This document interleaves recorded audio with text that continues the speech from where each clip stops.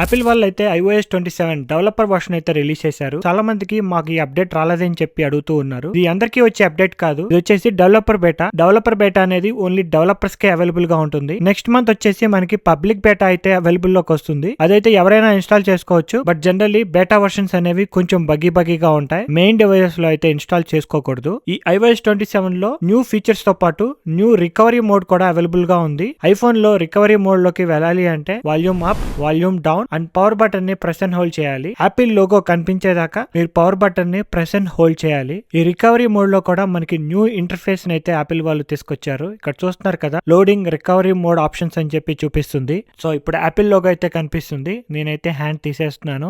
చూడొచ్చు, recovery for your iPhone అని చెప్పి చూపిస్తుంది. మీరు మ్యాక్ బుక్ కి కనెక్ట్ చేసి iOS 27 నుంచి 26 కి డౌన్ గ్రేడ్ చేయాలి అనుకుంటే ఈ లాస్ట్ ఆప్షన్ ఉంది కదా, మ్యాక్ బుక్ కి మీ ఐఫోన్ ని USB పోర్ట్ ద్వారా కనెక్ట్ చేసి ఈ ఆప్షన్ క్లిక్ చేస్తే మీ మ్యాక్ బుక్ యూస్ చేసి డౌన్ గ్రేడ్ చేసుకోవచ్చు సాఫ్ట్వేర్ ని. అరేజ్ ఆల్ కంటెంట్ సెట్టింగ్స్ లోకి వెళ్తే మీ ఫోన్ లో ఉన్న కంటెంట్ మొత్తం మీరు ఈ మోడ్ ద్వారా అరేజ్ చేసేయచ్చు. అండ్ ఆల్సో డయాగ్నోస్టిక్స్ మోడ్, ఈ మోడ్ లో వచ్చేసి సాఫ్ట్వేర్ రిలేటెడ్ కానీ హార్డ్వేర్ రిలేటెడ్ ఇష్యూస్ ఏమైనా ఉంటే యాపిల్ వాళ్ళు అయితే ఈ ప్రాసెస్ ద్వారా వెరిఫై చేస్తారు. సాఫ్ట్వేర్ అప్డేట్ వచ్చేసి ఎప్పుడైనా సరే మీరు సాఫ్ట్వేర్ అప్డేట్ చేస్తున్నా, రీసెట్ చేస్తున్నా, యాపిల్ లోగో దగ్గర మీ ఫోన్ అనేది బూట్ లాక్ అయింది అనుకోండి, ఈ ప్రాసెస్ ద్వారా రికవరీ మోడ్ లోకి వచ్చి లేటెస్ట్ సాఫ్ట్వేర్ అప్డేట్ కి అప్డేట్ అవ్వచ్చు. అండ్ రికవరీ అసిస్టెన్స్ వచ్చేసి మీ ఫోన్ ని రీసెట్ చేసేటప్పుడు ఏదైనా ఇష్యూస్ కనుక ఫేస్ చేస్తే ఈ మోడ్ ద్వారా మీరు రికవరీ చేసుకోవచ్చు. ఇలా ఫ్యూ న్యూ ఆప్షన్స్ అయితే మనకి రికవరీ మోడ్ లో అయితే యాపిల్ వాళ్ళు iOS 27 ద్వారా తీసుకొచ్చారు. రికవరీ మోడ్ నుంచి ఎగ్జిట్ అవ్వాలి అనుకుంటే ఇక్కడ పవర్ బటన్ ఉంటుంది. Click on that, click on restart. Me phone అనేది ఆటోమేటిక్ గా రీస్టార్ట్ అయిపోతుంది. ఇలాంటి మరిన్ని latest updates and new features చూడాలి అనుకుంటే సబ్స్క్రైబ్ టు పాకెట్.